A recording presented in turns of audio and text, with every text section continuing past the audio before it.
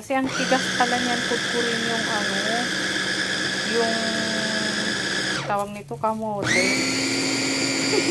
Kaya sorry, Ate Yayan, Ate Isoy, Ate Nene. Yan, sila Cheche. Sorry sa nagpapasuman ako dati tapos ang hirap pa gawin. Diba? Ganito. Kaya ginawa ko food processor ang gamit ko. Ayan. So, mas mabilis siya.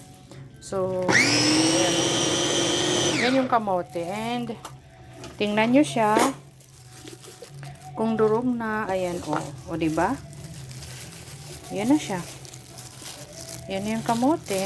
Pwede na. Hindi naman importante yung pag ganyan na siya, o. Palitan mo na naman siya, diba? Yan, ang aking kamote na gagawing suman. Tapos, mayroon akong mura na nyug. Ayan, buko.